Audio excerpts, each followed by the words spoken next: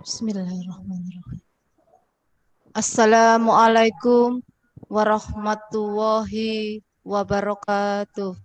Waalaikumsalam warahmatullahi wabarakatuh. Bismillah, alhamdulillah, la haula wa la quwata illa billah. Rabbis shrahli sadri wa yassirli amri wahlul 'uqdatam min lisani yafqahu qawli. Yang kami hormati Bapak Dr. Ahmad Fatoni Rodi, MPD selaku Rektor Universitas Arif Hasim Latif dan Presiden Perkumpulan Dosen Republik Indonesia. Yang kami hormati para narasumber atau presenter yang hadir pada acara Academic Business and Government Catering on Halal, serta Bapak Ibu peserta yang hadir pada pagi hari ini yang sangat saya banggakan.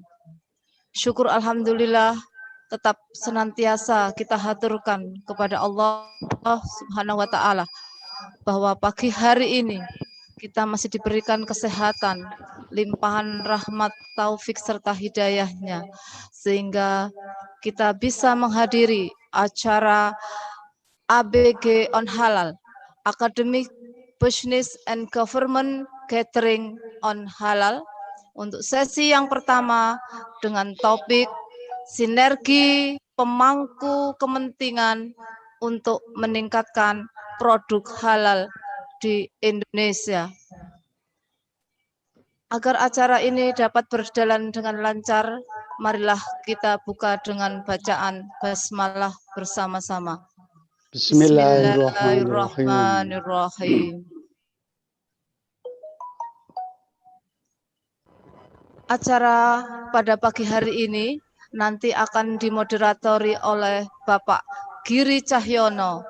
Beliau adalah Kasih Verifikasi BPJPH.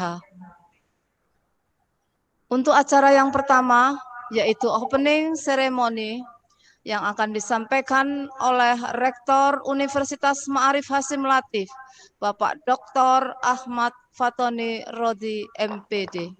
Kepada beliau waktu dan tempat disilahkan. Ya. Assalamualaikum warahmatullahi wabarakatuh. Alhamdulillahirabbil alamin wassalatu wassalamu ala asrofil anbiya wal mursalin sayyidina Muhammadin wa ala alihi wa sahbihi ajmain. Raditu billahi robba wa bil islami dinna wa bi Muhammadin nabiyya wa rasulah. Yang terhormat Bapak dan Ibu-ibu pimpinan pejabat dari BLU, dari Menko Infocom, dari Kementerian Agama, dari BPJPH, dan para dosen, anggota ADRI, Perkumpulan Ahli dan Dosen Republik Indonesia. Alhamdulillah, hari ini kita bisa bertemu dalam kondisi PSBB yang kedua. Jadi di Sidoarjo, di Surabaya Raya ini kita nggak boleh kemana-mana. Memang harus menjauh dari yang lain. Maka kami di sini ada 3 orang, tapi jauh tempatnya beda-beda dalam satu kampus. Satunya di Studio 1, Studio 2, dan saya di Rektorat di Studio 3. Walaupun demikian, kepada yang turun Bapak Saibani, yang hari ini bisa saya lihat. Assalamualaikum Pak Saibani dari BLU. Ya, ini ahli fulusologi ini. Ya, fulusologi itu fulus itu duit, logi itu cari. Ilmu mencari duit. Ini Pak Saibani. Kemudian kepada Bapak Sidiki Epi Suyetno, yang hari ini saya lihat juga. Assalamualaikum. Ya, ini acara baru ini. Artinya apa? Kita buat meeting tetapi untuk gathering. Bapak Taharudin juga, assalamualaikum Bapak Taharudin, dan teman-teman semuanya yang hadir. Alhamdulillah ini yang hadir hari ini sudah sampai 253. Itu untuk yang Zoom. Sementara yang YouTube, kalau kemarin itu ada 268. Jadi sekitar 500. Rupanya teman-teman yang familiar dengan YouTube sudah menggunakan YouTube. Karena sudah live dengan kita, dan kita satu paket dengan Zoom itu. Nah, Bapak dan Ibu sekalian, tujuan kita hari ini untuk gathering ABG adalah akademik. Kami mewakili akademik dari ADRI, kemudian dari pemerintah, itu dari berbagai kementerian yang nanti kita juga akan sapa. Kita mulai untuk bergandengan tangan dari pihak dunia usaha dan dunia industri. Nah, jadi kita sendiri juga merasakan, kami ini punya gerakan nasional namanya SAFE. Ya, amankan devisa kita. Save devisa. Mengapa kata-katanya kok amankan devisa kita? Karena devisa kita ini hampir 80% digunakan untuk belanja yang produknya dari luar negeri. Apakah itu dari Cina, dari Jepang, dari Korea, bahkan dari ASEAN sendiri, Amerika, dan lain sebagainya. Nah, kita sedang mencari, termasuk adanya Economic ASEAN, di mana 2015 dulu kita semuanya sudah, seperti saya sudah punya teman 10 negara, itu kemana-mana tanpa ada visa, karena memang ada kebebasan, jasa, dan bisnis. Tetapi tidak imbang, produk-produk kita tidak sebesar itu di luar negeri. Produk-produk yang kita konsumsi adalah dari luar negeri. Dan itu masih subhat. Apa itu subhat? Tidak jelas halal haramnya. Nah, ketika saya menjadi tim di GATS, yaitu General Agreement Trade and Service di Menristek. Kenalkan, saya dulu di Menristek sebagai direktur atau ASDEP di SDM. Itu saya menjadi tim itu.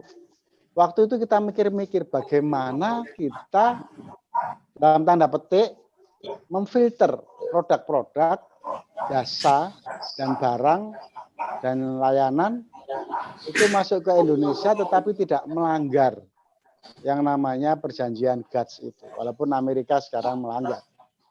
Nah, ketemulah satu poin namanya local wisdom. Apa itu local wisdom? Yaitu kearifan lokal yang bisa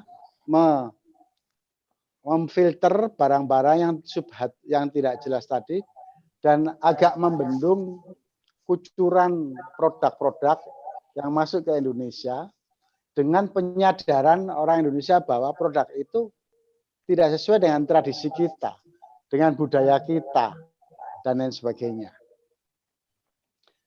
Alhamdulillah, kita sudah punya regulasi baru, peraturan presiden, ya, peraturan pemerintah tentang jaminan produk halal. Nah, makanya kami waktu itu kolaborasi dengan Pak Mas Tuki, karena Pak Mas Tuki teman lama. Wah, ini bagus ini.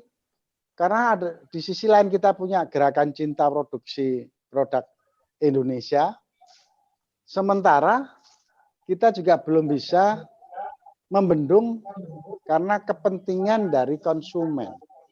Umat Islam terutama, yang itu lebih dari 90% ada di Indonesia, itu belum ada kesadaran apakah yang saya konsumsi ini halal atau tidak. Nah, dari situlah kita coba kolaborasi. Alhamdulillah hari Sabtu kemarin dengan peserta 750-an itu kita bisa kolaborasi. Dan saya sebagai Ketua Umum ADRI, Ahli dan Dosen Republik Indonesia, memberikan penyadaran kepada teman-teman, bukan sebagai konsumer, tetapi bagaimana mengembangkan instrumen yang bisa mendeteksi ini halal apa tidak secara teknologi, secara aspek budaya, dan berbagai macam aspek keilmuan yang ada. Nah, supaya mengkonkretkan yang kemarin kita juga komunikasi dengan teman-teman di ASEAN, kebetulan saya juga sudah MOU dengan Majelis Islam Provinsi Yala Thailand Selatan, dengan Filipina Selatan, dan juga dengan Malaysia terkait dengan kedosenan Tridharma Perguruan Tinggi, pengabdian masyarakat. Kami sekarang mempunyai tugas dari Pak Menteri Dikbud yang baru, Mas Menteri, Mas Nadiem, bahwa sekarang kampus itu harus kampus merdeka. Jadi pengabdian masyarakatnya, kalau dulu itu pengabdian masyarakat hanya kepentingan dosen, bukan kepentingan mahasiswa, dan tidak diakui dalam SKS. Nah sekarang tidak. Peraturan yang baru, Pak Prof. Mas Nadiem ini, setiap kegiatan itu bisa diakui sesuai dengan durasinya. Jadi kalau misalkan saya menerjunkan mahasiswa ke UKM untuk mulai mendesain, memproduk, kemudian mempromosikan, kemudian melakukan marketing online, kemudian dia mencari kepuasan pelanggan, kemudian mencari hak cipta, bahkan bagaimana bisa mendapatkan sertifikasi halal. Nah itu ternyata mahasiswa ini bisa melakukannya selama 1 semester. Nah berarti dia, si mahasiswa ini bisa mendapat SKS sebanyak 20 SKS. Kalau dia melakukan 3 bulan, maka dia mendapatkan SKS 10 SKS.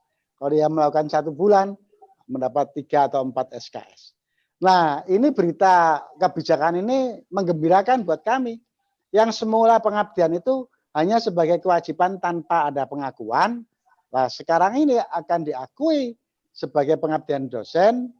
Dan kita sudah tahu rata-rata KKN itu bentuknya pengabdian.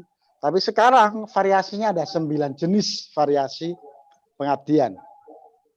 Nah, dari situlah kemarin kita sudah undang Pak Direktur Pembelajaran bagaimana mekanisme untuk bisa magang bertematik.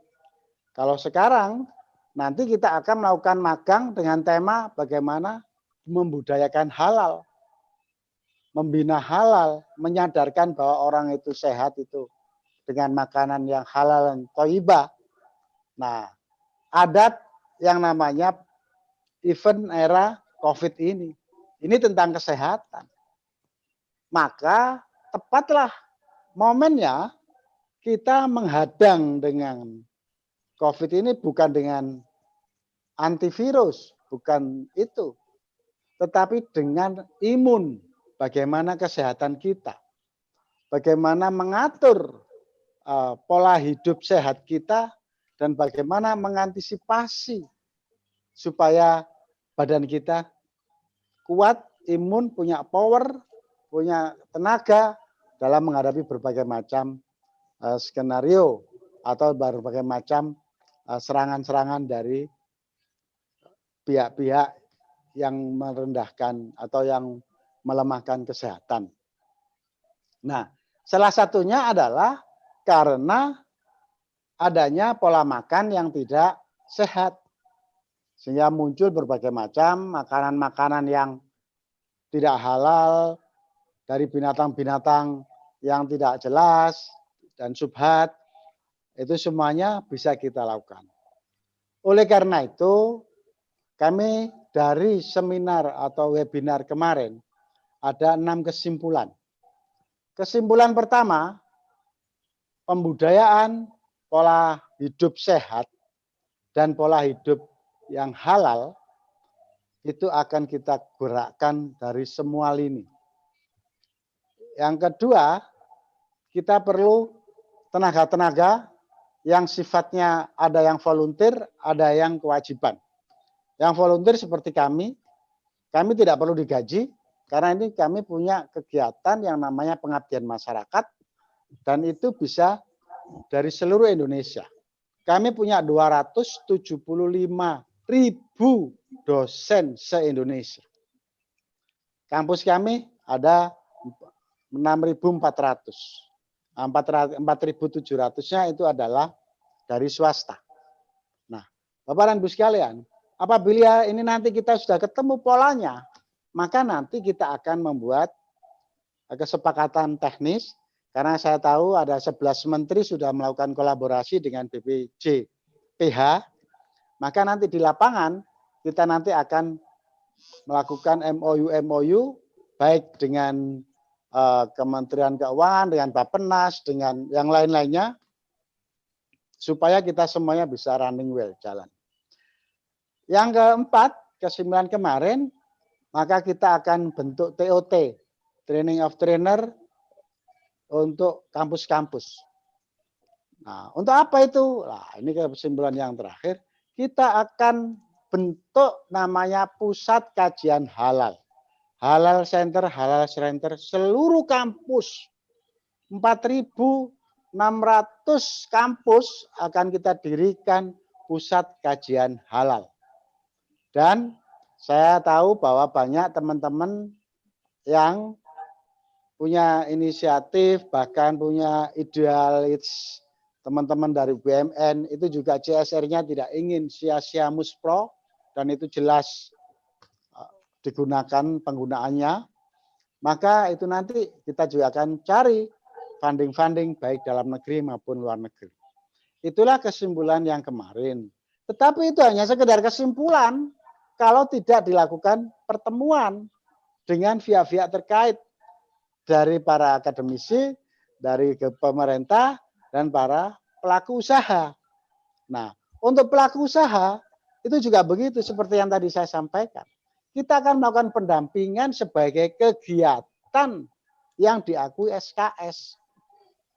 Bahkan nanti beberapa perguruan tinggi yang mempunyai funding bagus, nanti bisa melakukan pendampingan bahkan dengan memberikan semacam modal awal kepada UMKM itu. Nah, oleh karena itu nanti dengan pihak perbankan, nanti mohon yang terkait dengan fulusologi ini, tolong nanti dikasih informasi.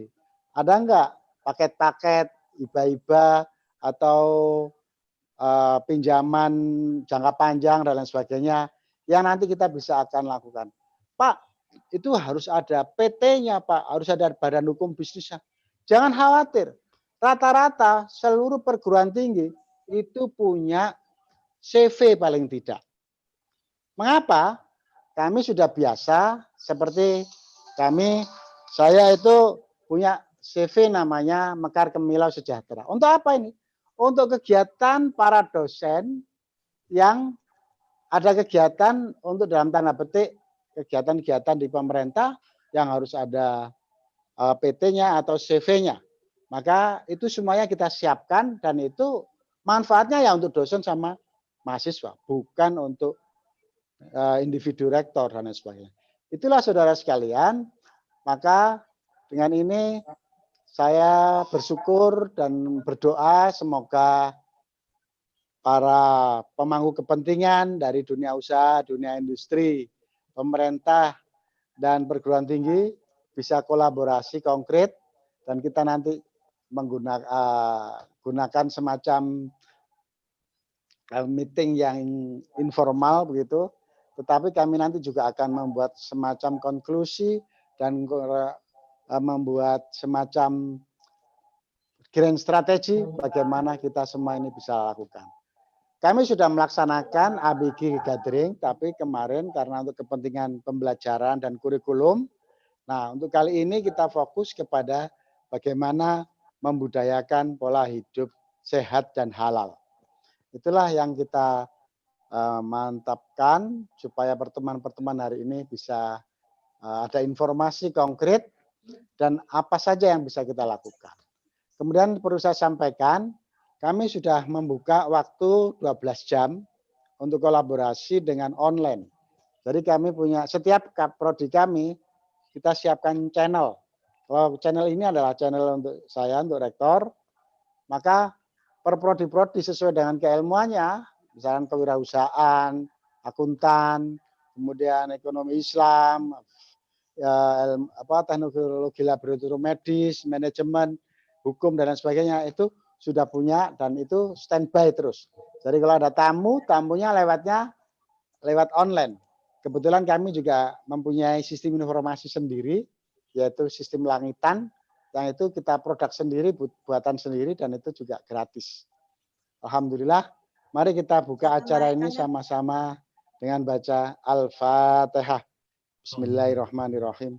Alhamdulillahirabbil alamin. Ar-Rahmanirrahim maliki yaumiddin. Iyyaka na'budu wa iyyaka nasta'in. Ihdinas siratal mustaqim siratal ladzina an'amta 'alaihim ghairil maghdubi 'alaihim waladdallin. Terima kasih. Saya lupa tadi. Saya panggilan sehari-hari Fatoni Rodi, tapi panggilan akrab panggilannya Cak Toni saya. Ya, jadi nanti kalau ketemu di mana Pak Sidiki, orang-orang yang betul-betul sidik ini ya, kita bisa nyambung. Kebetulan saya lama di DPR RI, 10 undang-undang dulu kita buat, termasuk ini kita inisiasi, undang-undang guru dan dosen, termasuk anti pornografi dan lain sebagainya. Terima kasih, saya kembalikan ke pembawa acara. Assalamualaikum warahmatullahi wabarakatuh. Waalaikumsalam. Waalaikumsalam warahmatullahi wabarakatuh. Itulah tadi sambutan yang telah disampaikan oleh Bapak Rektor Universitas Ma'arif Hasyim Latif. Beliau juga sebagai Presiden Perkumpulan Dosen Republik Indonesia. Kami ucapkan selamat datang kepada rekan-rekan kalian yang baru bergabung pada sesi talk show pagi hari ini. Ada dari Kemenak Kabupaten Madiun, selamat datang yang baru bergabung. Dari Kemenak Tuban, kami sampaikan terima kasih atas partisipasinya bergabung pada acara pagi hari ini. Juga para Bapak Ibu dosen, para pelaku usaha dari industri, kosmetik, produk makanan ataupun minuman. Baiklah, rekan-rekan sekalian, Bapak Ibu hadirin yang sangat saya banggakan, untuk mempersingkat waktu sepenuhnya acara Academic Business Government Catering on Halal dengan topik sinergi pemangku kepentingan untuk meningkatkan produk halal di Indonesia, kami berikan sepenuhnya kepada Bapak Moderator, yaitu Bapak Giri Cahyono. Beliau adalah Kasih Verifikasi BPJPH. Sudah bergabung pada sesi ini Pak Giri Cahyono? Sudah, Bu. Oke, terima kasih. Gimana suara saya? Dengar Pak, Dengar, jelas suaranya. Oke, terima kasih Bu. Terima kasih Pak, kami berikan waktu sepenuhnya kepada Pak Giri untuk memoderatori acara pagi hari ini. Terima kasih. Terima kasih. Ya, Assalamualaikum warahmatullahi wabarakatuh. Waalaikumsalam warahmatullahi wabarakatuh. Sebelumnya perkenalkan dulu seperti yang disampaikan oleh Bu MC tadi bahwa saya Giri Cahyono. Keseharian saya adalah di BPJPH di bidang verifikasi. Saya dipercaya untuk menjadi moderator di sesi 1 ini. Sebetulnya ada 4 sesi yang berkesinambungan, di mana diharapkan seluruh peserta bisa mengikuti semua sesi karena biar bisa mendapatkan gambaran menyeluruh. Terutama untuk mendapatkan tujuan dari yang Pak Rektor sampaikan tadi adalah kita ingin membuat ekosistem halal Indonesia luar biasa. Sebelum kita mulai acara ini, perkenalkan saya untuk mengenalkan satu demi satu pembicara kita. Kita mulai dari Bapak Insinyur Sidki Suyitno MA. Sudah hadir Bapak? Siap, insya Allah. Assalamualaikum. Waalaikumsalam warahmatullahi wabarakatuh. Alhamdulillah. Beliau adalah perencana ahli bidang ekonomi dan keuangan syariah Bappenas. Betul Pak? Iya. Ya, beliau sudah malang melintang di dunia ekonomi syariah dan juga di dunia halal. Nanti kan kita dengar saran pendapatnya terkait dengan halal. Yang kedua adalah Bapak M. Saibani SEME. Sudah hadir Bapak?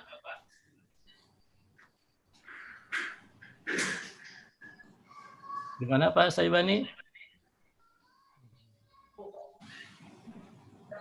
Ya, Assalamualaikum. Hadir Bapak. Alhamdulillah. Waalaikumsalam. Jelas sekali Pak. Beliau adalah Kasubdit Pembinaan Pengelolaan Keuangan BLU.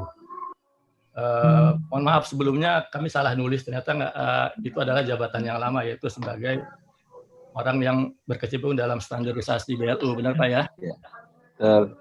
Sekali Pak Saibani ini.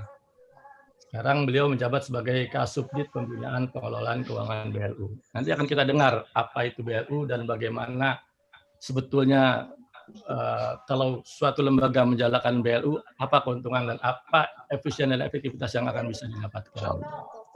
Nah, setelah Pak Sidki dan Pak Saiban dari pihak government, kita juga menghadirkan pembicara dari pelaku usaha, jadi dari salah satu perwakilan asosiasi besar ya, asosiasi yang bernama Perkosmi, ya, Persatuan Kosmetik Indonesia ya. Beliau adalah ketua umumnya. Keseharian beliau adalah sekretaris di Unilever, betul Pak? Mas Sancoyo?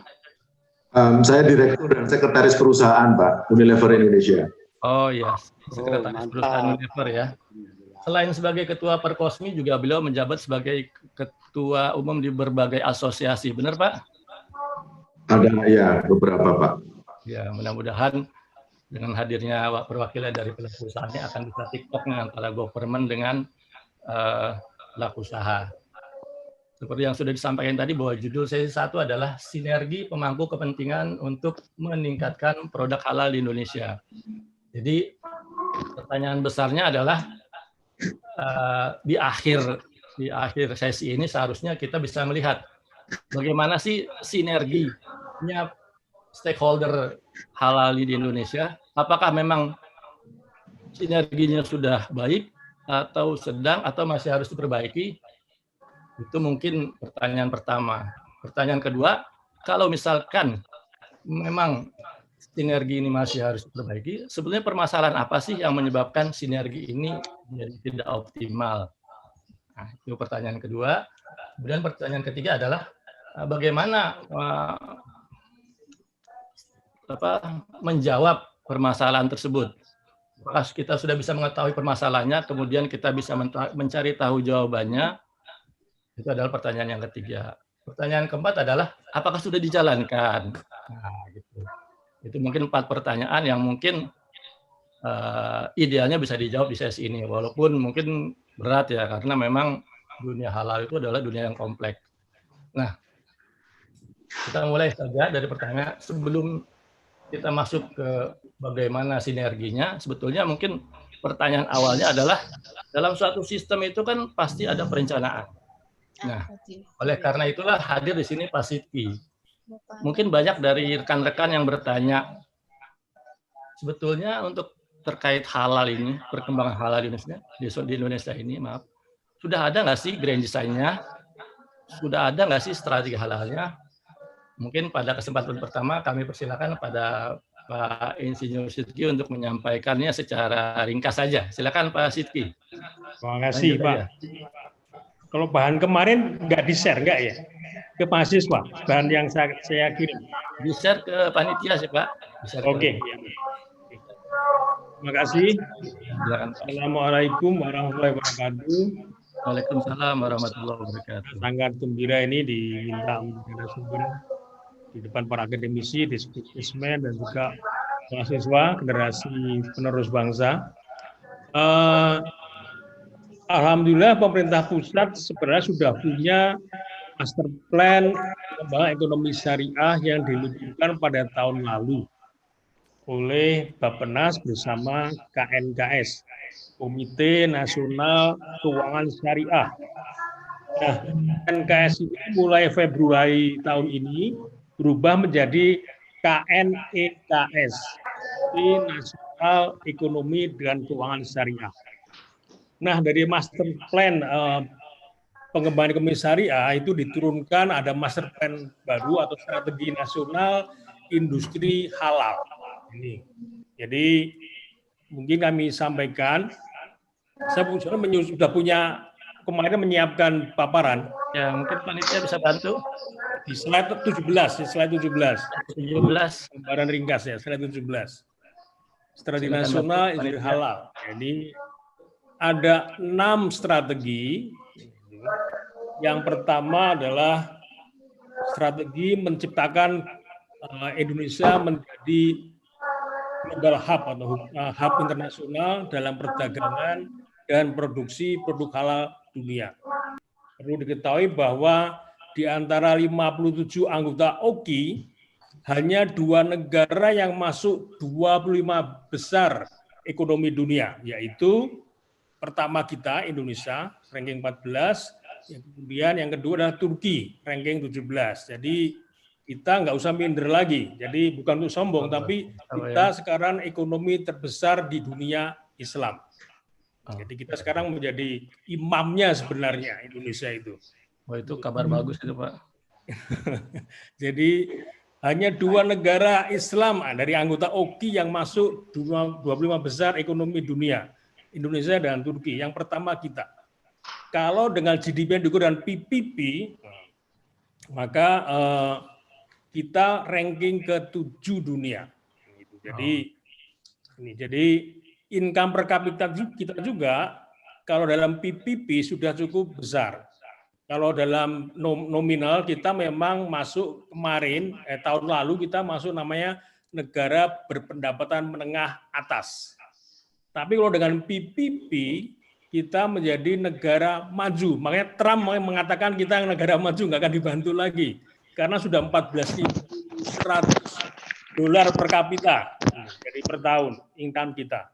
Kalau untuk dengan PPP adalah Purchasing Power Parity. Jadi GDP yang kemudian diukur dengan basket of good. Jadi ini yang nanti di sesi lain itu untuk mahasiswa. Jadi kita tidak boleh minder lagi. Kita harus bersyukur. Negara ini betul dapat blessing dari Allah Subhanahu wa taala. Sekarang memimpin dunia untuk, tapi dalam ekspor produk halal kita tidak masuk 10 besar. Jadi kita tidak mensyukuri, kita punya potensi tapi ekspor kita tidak masuk 10 besar. Tapi sebagai spending, sebagai konsumen, kita pengeluarannya terbesar seluruh negara Islam. Sekitar 170 miliar dolar. Konsumen terbesar negara Islam. Gitu. Jadi betul tadi Pak Rektor bilang kita terlalu banyak impor jadinya. Ini yang menggerus devisa kita. Tidak ekspor kita tidak begitu, bukan sudah bagus, berarti kurang menarik. Atau seharusnya impor kita dikurangi. Kita tahu bahwa produk halal itu spending umat Islam, itu negara Islam itu sekitar 2,2 triliun dolar, 22 kali lipat GDP kita. Tapi yang konsumsi untuk halal food itu yang paling besar, 60% sendiri. Sekitar 1,4 triliun dolar. Nah, kita tidak mampu mengekspor coba. Ada pasar sebesar itu 1,4 triliun, kita masuk 10 besarnya tidak. Berarti ini tantangan kita. Bagaimana kita bisa masuk ekspor produk halal? Kita punya potensi besar. Nah, ini tantangan kita. Nah, strategi kedua adalah menciptakan atau UMKM yang berdaya saing tinggi. Nah, ini penting karena UMKM belum dikatakan ekonomi umat. Karena 99,9% dari entitas usaha adalah UMKM. Usaha besar hanya sekitar 5.500 entitas dari 64 juta entitas usaha nasional. Usaha besar hanya 5.500, sisanya ya 63.995.000 adalah UMKM. Ya, ini ekonomi kecil, Pak ya. Ya, besar sekali. Ini. Dan share terhadap GDP kira-kira 60%, itu bagus. Tenaga kerja juga 90%. Jadi ini yang harus kita gerakkan adalah UMKM karena ekonomi umat di sana. Jadi bagaimana menciptakan UMKM yang unggul, yang dapat menghasilkan produk halal berstandar internasional. Nah, ini tantangannya. Kita harus bisa mempunyai standarisasi internasional yang sustainable, berkelanjutan, dan juga dengan dukungan keuangan syariah. Oke. Strategi ketiga adalah industrialisasi produk halal, yaitu menciptakan kawasan industri halal. Saat ini, tahun lalu Kemenperin sudah membangun 4 kawasan industri halal. Di Batam, kemudian di Serang, di Jakarta, dan satu lagi di Bintan. Jadi ini harus kita, dan kemudian Pak Jokowi malah tahun ini juga meresmikan halal center di Gelora Bung Karno. 2 tahun nanti, kira-kira tahun 2021 akan jadi itu. Nah, ini menjadi marketplace yang luar biasa. Nah, strategi yang ketiga adalah, yang keempat adalah riset halal yang mendukung industri. Nah, tadi seperti dikatakan oleh Pak Rektor, ini yang penting juga, terutama untuk mengganti produk-produk non halal. Jadi di Amerika saya sudah ada namanya koktail, virgin cocktail. Jadi minuman yang rasanya mirip dengan koktail yang seperti pakai wine, ini non wine, non alkohol. Rasanya hampir sama. Ini kan untuk ini, dan juga banyak ada tequila virgin, itu juga sama. Itu tequila yang biasa non alkohol bisa non alkohol. Nggak tahu nanti. Jadi sekarang juga ada obat antiseptik juga yang tak non alkohol, kan begitu ada sekarang. Jadi mungkin kita harus perlu riset ke sana. Pengganti non halal, dan juga meningkatkan awareness, ya kepedulian atau kesadaran tentang halal produk kepada masyarakat. Ini tantangan kita. Oleh karena itu perlu juga kita menciptakan semacam branding, ya, bahwa terutama untuk milenial ya, mestinya harus kelihatan menarik mestinya kan ini. Ini branding ini yang belum terbangun, sehingga belum banyak yang karena kita lihat PDB dari sektor halal ini baru menyumbang 3,2 miliar dolar. Dari PDB seluruhnya adalah 1 triliun dolar. Oh, masih sangat kecil, Pak ya? Ya, sangat kecil. Padahal kita negara muslim terbesar kan, coba. Jadi awareness-nya belum ada ini. Harus ada branding strategi ini harusnya mestinya, bahwa ekonomi halal adalah kekinian sekali kan, begitu kan? Kekinian banget kan begitu. Itu. Karena ini bisa dikatakan dengan, kalau kita coba mencermati namanya sharing economics atau digital economics, itu sangat dekat dengan nilai-nilai Islam, berbagi, gotong royong, bersarikat kan begitu. Subhanallah, Pak ya. Perlu dibangun branding dari ekonomi atau produk halal ini.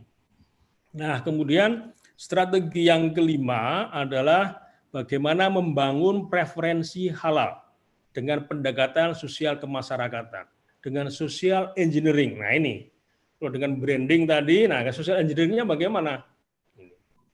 Ini tidak hanya pendekatan bisnis, juga sosiologis, antropologis kan begitu. Jadi ini penting. Nah, strategi yang keenam adalah penguatan regulasi dan kebijakan untuk pengembangan ekonomi syariah, khususnya industri halal. Nah, maka kan banyak dari undang-undang berapa tentang penjaminan jaminan produk halal juga, apakah memang sudah efektif belum, perlu direview, ya kan. Dan produk turunannya bagaimana? Dari Kementerian Peraturan dari Kementerian Agama, Kementerian Keuangan, Kementerian Pariwisata, Kementerian Industri dan Kementerian Perdagangan dan lain-lain. Perlu juga diharmonisasi sehingga betul-betul kondusif, menjadi ekosistem yang kondusif untuk industri halal. Saya kira cukup sementara begitu dulu. Terima kasih. Pak Sidki, pertanyaan selanjutnya di antara 6 ini, Pak, yang mana sebetulnya yang paling berpengaruh, yang paling signifikan pengaruhnya dalam pengembangan strategi halal ini, Pak? Saat ini ya tadi preferensi halal dengan branding strategi tadi, kita kan baru 3 miliar dolar dari 1 triliun. Coba. Tidak sampai 1% nggak nyampe ya kan, 3 per mil itu kan. 3 per mil juga nggak nyampe, 3 per mil nggak nyampe juga. Kurang Jadi, dari bagaimana branding strategi kita bahwa ekonomi halal atau industri halal ini atau produk halal ini adalah hal yang kekinian sekali. Itu sebagai ini pola hidup untuk pola hidup sehat ya yang halal ini sebenarnya kan begitu. Jadi pola gaya hidup kekinian yang sehat produk halal itu sebenarnya. Nah ini perlu dikemas ini bagaimana ini ke sana. Yang kedua tentu UMKM karena ekonomi umat juga harus dibangun itu daya saingnya. Terima kasih. Satu lagi Pak pertanyaannya. Bapak sebagai seorang perencana melihat pelaksanaan pengembangan halal saat ini itu sebetulnya menggembirakan atau masih banyak yang harus diperbaiki atau gimana Pak tentang pelaksanaan? Pertumbuhannya sebenarnya menggembirakan sekitar 5-6% pertumbuhannya, tapi itu tidak cukup gitu. Kurang tadi kan untuk mengejar dari 3 miliar dolar kalau mungkin kita kan 90% muslim. Bisa nggak mengejar 90% dari 1 triliun? Itu kan perlu milestone ya kan itu. Perlu great effort untuk mencapai itu. Nah, ini yang harus kita bangun. Yang menggelisahkan di sana.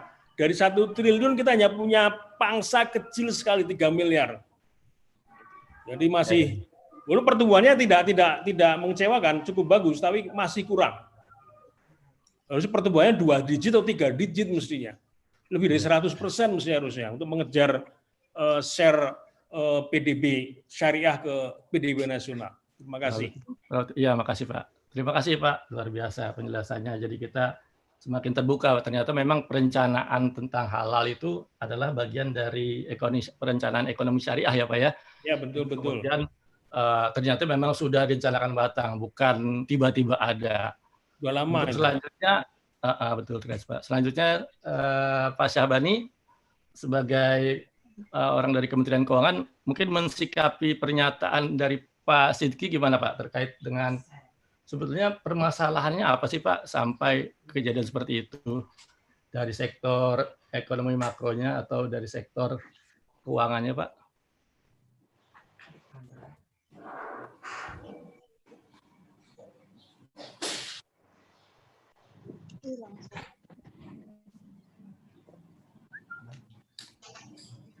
Terima kasih Pak Giri. Assalamualaikum. Waalaikumsalam. Silakan. Terima kasih Pak. Tadi mungkin sudah dibicarakan soal skala ekonomi yang kita lakukan. Kemudian tadi pembicara kita menyampaikan juga terkait dengan keberpihakan kita kepada produk halal gitu ya. Saya rasa ini tentunya menjadi sebuah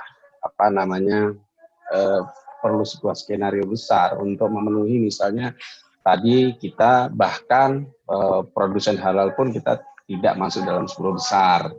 Nah, salah satunya ini adalah bentuk kebijakan kita misalnya dengan undang-undang produk halal. Kalau kita melihat di undang-undang yang akan kita diskusikan hari ini kan berbicara bagaimana negara melindungi masyarakatnya untuk mendapatkan produk halal. Nah, kalau yang tadi bagaimana kita memproduksi. Kalau saya kebetulan ikut beberapa kali diskusi di Kementerian Pariwisata, kita juga mendorong itu misalnya industri halal, pariwisata yang halal dan sebagainya. Karena kalau di sektor itu beberapa kali kita mendapat poin, justru kita mendapat poin di beberapa negara yang kita termasuk negara yang punya fasilitas sebagai pariwisata halal. Saya rasa itu Pak, kalau kita berbicara tentang bagaimana negara memproduksi produk halal. Tadi ada dikaitkan dengan UMKM, kita lihat juga hari ini bagaimana keberpihakan pemerintah, terutama di APBN kita yang kita perbaiki, itu kelihatan sekali bagaimana kita menjaga UMKM kita. Bukan hanya terkait dengan produk halalnya, tapi keberpihakan kita kepada UMKM saya rasa bisa dilihat dari kebijakan yang diambil oleh pemerintah. Oke, terima kasih. Ada lagi Pak? Saya rasa itu Pak kalau terkait dengan yang tadi karena saya belum bicara tentang kebeluan kita ini. Ya, dulu Pak. Ya, terima kasih Pak Syahbani. Kemudian kita berlari ke Pak Sancoyo. Pak Sancoyo, dengar pendapat saya, suara saya? Ya, Pak. Pak Sancoyo sebagai pelaku usaha, sebagai ketua salah satu asosiasi pelaku usaha, melihat pernyataan dari Pak Sidki gimana, Pak?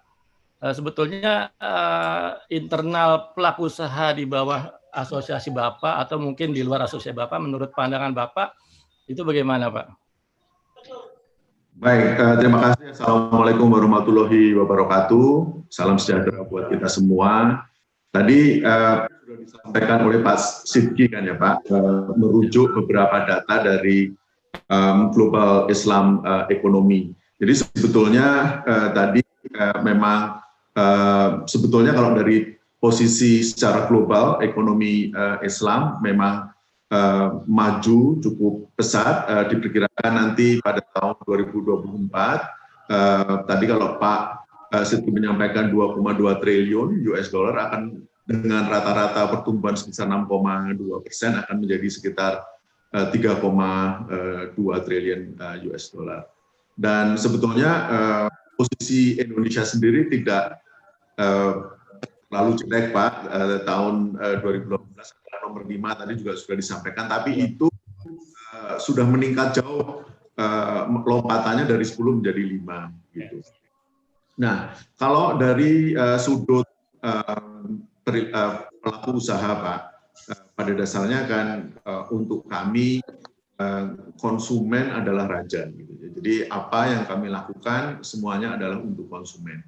Jadi sebetulnya kalau dari sudut konsumen ada beberapa hal yang kita pantau. Pertama dari sudut demografi.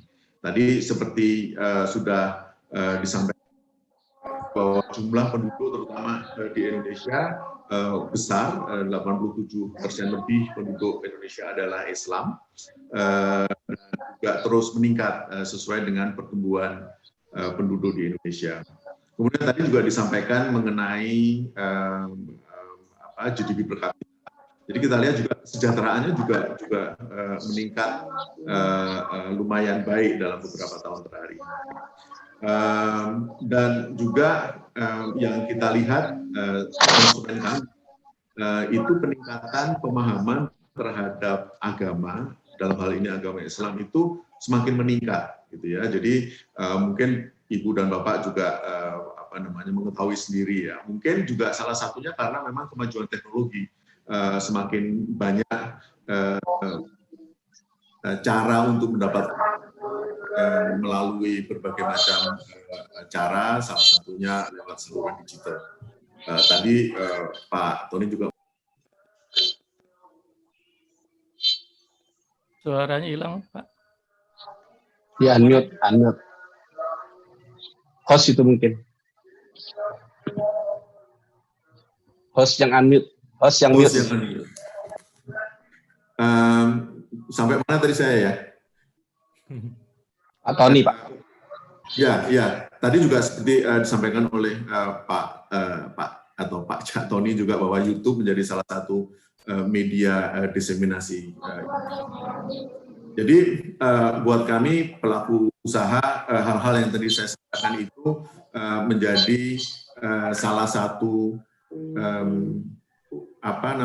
bahan pertimbangan kami untuk menyediakan produk-produk kepada konsumen kami. Dengan sebetulnya kalau penyediaan produk halal itu sebetulnya sudah lama dilakukan oleh teman-teman pelaku usaha, bahkan sejak LPPOM MUI didirikan di akhir 80-an ya, tahun 89 itu. Memang awalnya mulanya adalah dari makanan minuman, karena memang makanan minuman memang yang sangat dekat kehalalan gitu ya. Tetapi terakhir dengan dorongan regulasi Undang-Undang 33 Jaminan Produk Halal dan juga tadi kesadaran pemahaman beragama yang semakin tinggi, maka semakin banyak jenis produk yang didaftarkan atau diupayakan mendapatkan sertifikasi halal gitu ya. Termasuk dalam hal ini karena saya berasal dari Persatuan Perusahaan Kosmetika Indonesia, termasuk adalah gitu ya. Kosmetika adalah salah satu produk atau jenis produk yang terakhir ini sangat maju dari usahanya sendiri maupun juga dari jumlah atau yang demikian, Pak. Jadi menurut saya sih kalau buat pelaku usaha menyediakan kebutuhan konsumen menjadi sangat penting, dan kalau kita lihat tadi kebutuhan konsumen untuk produk halal juga semakin meningkat. Gitu. Jadi rasanya kalau dari sisi pelaku usaha ini adalah orang Jawa bilang tumbuh oleh tutup gitu ya. Jadi butuh avenue untuk meningkatkan dan juga dari sisi konsumen memang membutuhkan produk-produk yang demikian Pak Giri, mungkin itu dulu. Terima kasih Pak Sancoyo. Jadi intinya penyediaan konsumen tadi Pak ya, intinya bagi pelaku usaha. Selanjutnya saya kembali ke Pak Sidki. Pak Sidki, kembali kita ke judul sesi kita ini adalah terkait dengan sinergi. Nah, sebelumnya saya mau tanya Pak Sidki, dalam membuat perencanaan terkait pengembangan halal ini sebetulnya stakeholder siapa aja sih yang terkait dengan pengembangan halal? Silakan Pak Sidki. Ya, terima kasih. Sebenarnya dari kalangan pemerintah ada, kemudian dari asosiasi pengusaha ada, dari akademisi juga ada, kemudian dari ormas juga ada, kan begitu. Jadi waktu menyusun, terutama waktu menyusun roadmap atau master plan ekonomi syariah itu semua dilibatkan. Jadi prosesnya cukup lama. Karena saya menginisiasi ini, saya bukan sombong, saya yang mengawali saya dulu dengan bantuan IDB, Islam Development Bank tahun 2012 kalau nggak salah itu. Kita dapat bantuan dari IDB untuk pertama itu membangun namanya arsitektur keuangan syariah yang kemudian berkembang menjadi Komite Nasional Keuangan Syariah dengan roadmap-nya, dan kemudian berkembang lagi alhamdulillah menjadi ekonomi syariah. Jadi kita dan semua stakeholders mungkin sinergi ini perlu dibangun. Jadi harus ada pokja ya, kelompok kerja yang dedikatif. Pengalaman saya waktu ikut beberapa tim nasional itu memang kepemimpinannya kolaboratif tapi efektif ya ini. Jadi kita bergantian memimpinnya itu. Saya pernah ke tim nasional untuk asumsi makro. Jadi itu menentukan berapa GDP, berapa nilai tukar, berapa inflasi, berapa suku bunga, berapa kemiskinan harus kita turunkan, pengangguran kita turunkan itu, dan kita tiap bertemu minimal 1 bulan sekali. Begitu laporan dari BPS bahwa ekonomi kita tumbuh sekian, itu kita langsung evaluasi. Dan biasanya kita sambil sharing dari masing-masing kementerian. Biasanya tiap kementerian sudah punya respon kebijakan, usulan respon kebijakan. Jadi itu yang kita share, kemudian nanti diambil yang paling disepakati bersama. Jadi kita melakukan MONEF, jadi kita punya, kalau dalam ekonomi punya model-model untuk menghitung. Dan kita perhatikan itu nanti di ekonomi syariah juga demikian mestinya. Jadi kita tahu penjualan retail sebelum data PDB keluar itu sudah bisa menduga gitu, berapa akan tumbuh. Jadi dari retail, dari konstruksi, dari penjualan mobil kita akan tahu nanti dari kontrak gitu atau sewa kantor kita akan tahu dan PDB akan kira-kira turun atau naik. Nah, itu. Jadi ada model-model, ada cara menghitungnya ada. Jadi mungkin nanti ekonomi syariah juga punya begitu mestinya. Tiap lembaga paling tidak nanti OJK, BI, Kemenku, Bappenas dan EKS juga punya model-model ekonomi untuk menghitung berapa sih sebenarnya yang kita inginkan dari pertumbuhan ekonomi syariah dan juga produk halal ini. Share-nya terhadap PDB bagaimana? Share-nya terhadap ekspor bagaimana? Itu harus punya target kita. Seperti inflasi juga demikian. Waktu saya masuk pertama kali di tim nasional itu, inflasi kita masih 2 digit.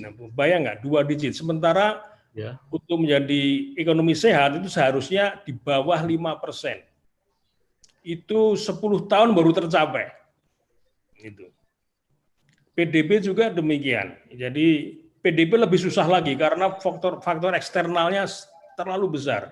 Kalau inflasi banyak di domestik, tapi kalau PDB faktor eksternal terlalu besar. Di global condition terlalu sangat besar sehingga banyak tidak tercapai target-target kita. Nah, ekonomi syariah juga harus punya begitu nantinya. Apalagi kalau kita kembali ke non riba, itu instrumen moneternya itu jadi pertanyaan besar, instrumen moneternya. Karena moneter seluruh dunia dan di semua textbook ekonomi selalu ada suku bunga. Itu tantangan besar kita. Nah, indikator kita apa nih di bidang moneter nanti, kan begitu. Jadi ini tantangan kita masih banyak. Di fiskal kita masih bisa lah. Kompleks itu ya. Ini kompleks sekali. Nah, kalau kemudian saya kemarin melihat di master plan ekonomi syariah kita, masih ada satu pilar utama yang tidak kelihatan. Ekonomi itu ada 3 pasar kan, pasar uang dan jasa, pasar uang, pasar barang dan jasa, ada 2. Nah, yang 3 ini yang tidak terlihat, pasar tenaga kerja, belum ada di roadmap kita, di master plan ekonomi syariah. Padahal pilar utama kan di tenaga kerja sebenarnya. Yang menggerakkan 2 pilar lain itu tenaga kerja, SDM. Itu tidak ada di master plan ekonomi syariah kita. Jadi sinergi penting, harus ada target, ada strategi, ada program, ada milestone, kemudian ada pertemuan rutin, itu evaluasi rutin, kemudian respon kebijakan, itu harus cepat respon kebijakan. Terlambat sedikit, hilang kesempatan kita. Jadi seperti itu. Terima kasih. Ya, terima kasih Pak. Terima kasih. Jadi ada 4 stakeholder utama dalam pengembangan halal, Pak ya, pemerintah, pelaku usaha, akademisi, dan ormas. Kembali ke Pak Sidki, sebetulnya sinergi di antara 4 stakeholder ini gimana Pak? Pemerintah dengan pelaku usaha. Baru masuk lagi kan, belum ada setahun baru masuk lagi. Tapi saya lihat cukup baik. Jadi mereka sering membuat kadang breakfast meeting, lunch meeting, informal tapi jalan, karena ada juga seminar, FGD, jadi cukup baik sebenarnya. Tapi memang brandingnya nampaknya supaya laku. Jadi ini brandingnya yang belum, branding strateginya yang bagaimana betul-betul ya nuwun sewu, kalau orang-orang yang sekuler supaya seksi kan begitu, sehingga orang tertarik gitu masuk itu. Sebenarnya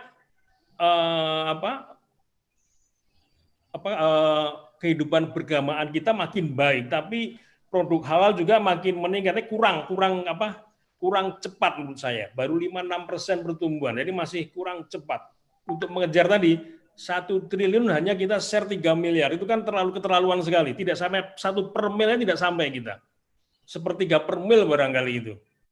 Ini harus kita kejar bagaimana pertumbuhan untuk mendorong pertumbuhan supaya lebih cepat. Ini misalnya isunya adalah percepatan pertumbuhan produk syariah ini. Ini yang bukan hanya tumbuh saja, percepatan itu. Terima kasih. Ya, terima kasih Pak. Kami lanjutkan ke Pak Saibani. Pak Saibani, sudah dengar saya Pak? Tadi Mas Sam. Ya. Jadi salah satu bentuk sinergi, sebetulnya sinergi bisa antar pemerintah Pak ya.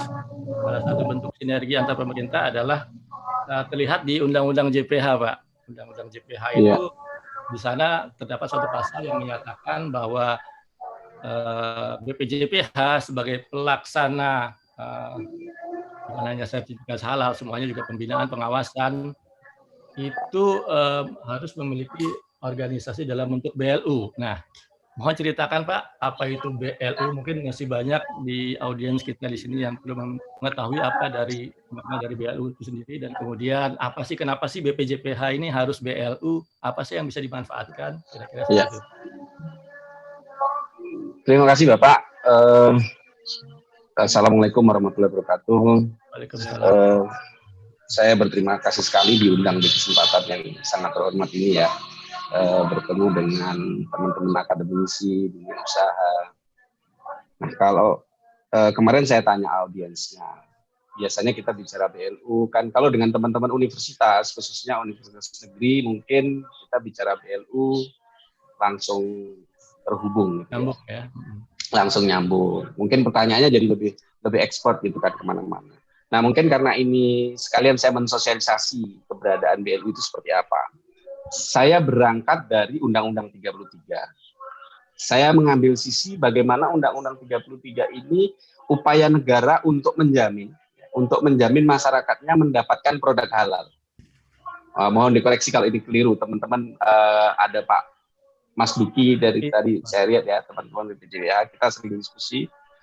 Upaya ini memang upaya negara ketika negara harus melindungi masyarakatnya untuk mendapatkan produk halal, salah satunya. Ketika tercipta itu, adanya kewajiban itu menimbulkan adanya hak dan kewajiban bagi negara, yang dalam hal ini diwakili oleh BPJPH.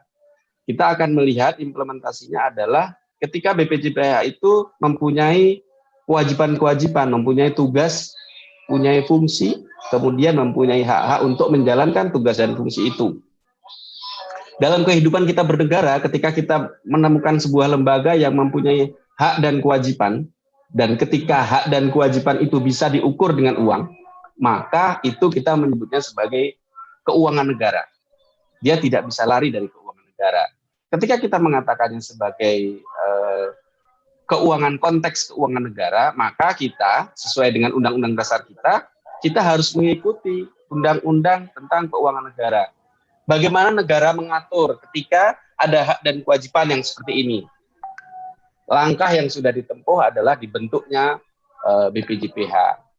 Dengan dibentuknya BPJPH, kemudian ternyata di dalam pelaksanaannya nanti kita akan menemukan hak dan kewajiban yang di dalamnya tidak bisa seperti, kita ambil contoh, misalnya Kementerian Agama itu punya Kandepak ya, kantor Kementerian Agama. Kabupaten kota. Dia menjalankan fungsi-fungsi negara di sana. Tetapi dia mungkin tidak perlu mendapatkan bayaran, tidak mendapatkan tagihan dari masyarakat, nggak bayar kan? Kalaupun bayar mungkin di KUA, yang kita sebut kemudian menjadi PNBP. Tapi KUA tidak jadi BLU, karena KUA nanti uangnya disuplai dari rupiah murni. Kira-kira seperti itu. Tinggal ambil uangnya di KWPN dibayarin. Nah BPJPH tidak bisa begitu. Kalau dilakukan seperti itu akan sulit sekali. Yang pertama di BPJPH nanti, karena memberikan layanan kepada masyarakat, maka dia boleh menerima pendapatan. Jadi negara memberikan haknya, karena sebenarnya yang boleh menerima pendapatan itu hanya Kementerian Keuangan. Tapi kepada BLU, karena nanti akan dimungkinkan BPJPH ini akan mendapatkan banyak penerimaan, dia diberi hak oleh Menteri Keuangan untuk menerima pendapatan itu. Itu dari sisi haknya.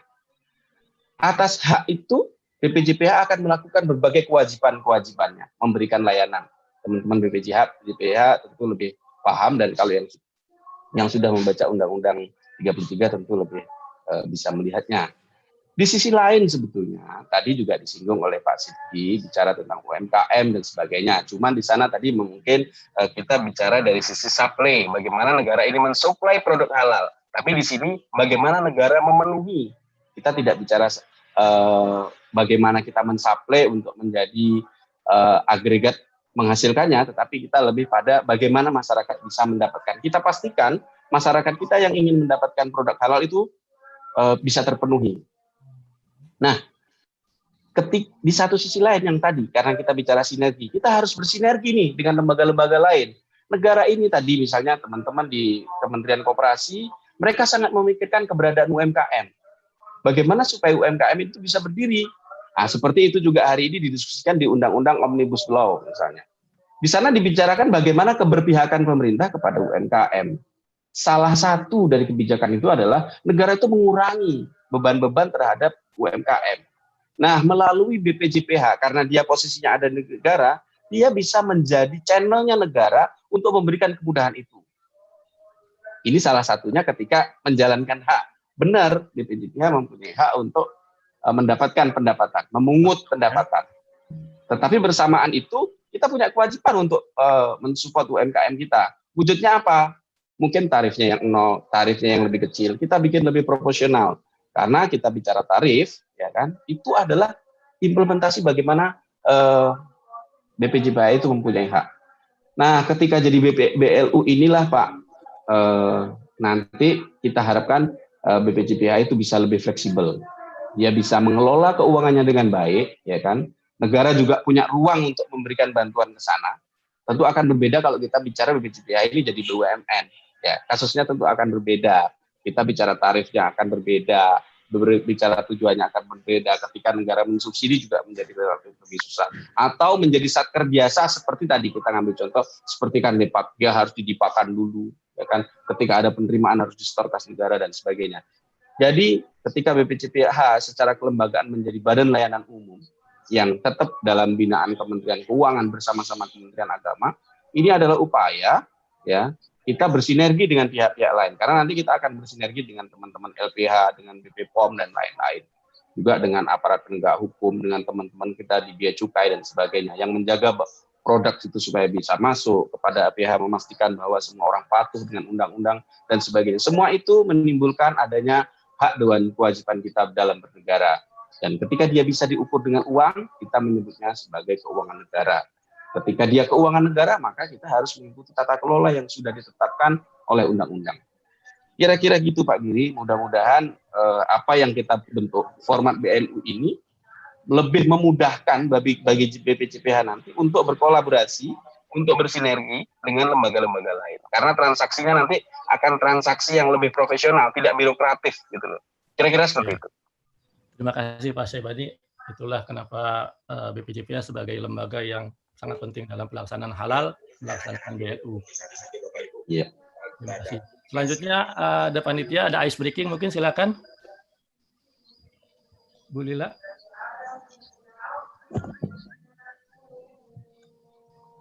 Terima kasih, sangat menarik sekali acara talk show hari ini.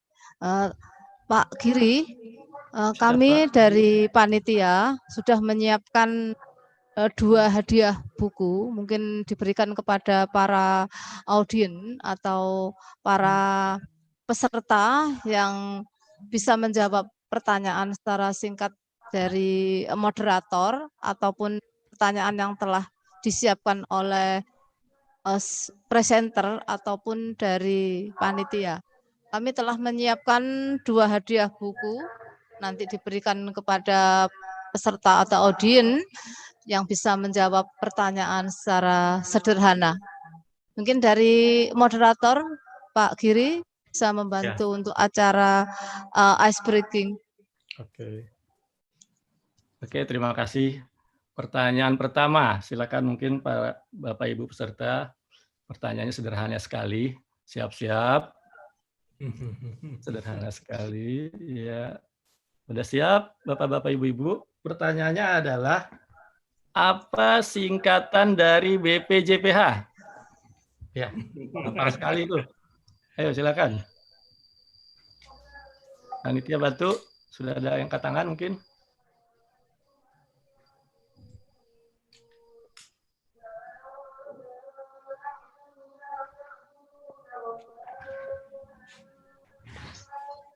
Halo. Ya. Assalamualaikum. Belum salam, Bu. Ya, waalaikumsalam. Apa dari mana, Bu? Nama saya Mukti dari PT Taiso Pharmaceutical Indonesia, Jakarta. PT Taiso ya, Bu ya. Silakan, Bu. Ya. Jawabannya adalah Badan Penyelenggara Jaminan Produk Halal. Iya, betul sekali. Ibu siapa? Maaf. Mukti Karuniawati. Mukti Karuniawati. Oke, selamat Ibu mendapatkan door prize dari panitia. Terima kasih. Ya, terima kasih. Pak Giri dan Ibu Mukti, kami ucapkan selamat karena telah menjawab pertanyaan dengan benar, dan mungkin nanti bisa diberikan alamat karena pengiriman ini akan kami kirimkan by CNE. Mungkin Ibu bisa menuliskan alamat yang benar untuk pengiriman. Terima kasih. Dan mungkin buku ini kalau boleh tahu Ibu dari pelaku usaha atau akademisi? Pelaku usaha industri farmasi, Bu. Pelaku usaha dunia farmasi. Industri farmasi. Iya. Oke, dunia farmasi. Jadi mungkin masih berhubungan dengan buku saya karena terkait dengan hopanoid di bakteri yang bisa untuk menentukan indikator kesuburan tanah, begitu mungkin bisa digunakan untuk farmasi. Ya. Tahu dari buku-buku ini. Silahkan Ibu baca, mudah-mudahan bermanfaat. Terima kasih. Ya, selamat untuk Ibu Mukti. Untuk yang kedua, pertanyaannya adalah masih mudah juga sama. Terkait dengan pembangunan halal itu ada namanya regulasi yang utama dalam bentuk undang-undang. Pertanyaannya adalah undang-undang nomor berapa dan tahun berapakah undang-undang tentang jaminan produk halal? Ayo, silakan Bu. Gampang itu. Kayaknya banyak yang bisa jawab, tinggal cepet-cepetan aja ini. Silakan Bu. Nah, ya. Silakan Bapak. Nama dan dari mana? Ya Pak. Ya silakan Bapak. Halo. Halo. Bapak dengan Bapak Rangga ya? Halo. Halo, halo. Dengan Bapak Rangga. Halo Pak. Iya, ya, suara Bapak terdengar Pak. Halo. Oke. Undang-Undang 3 tahun 2014 Pak tentang jaminan. Diulangi lagi Pak, diulangi lagi. Undang-Undang nomor 33 tahun 2014 tentang jaminan produk halal. Iya, Bapak benar. Selamat Pak. Bapak Rangga dari mana Pak? Dari Kemenkeu Pak. Oh, Kemenkeu. Gimana Bu Lila, silakan. Ya.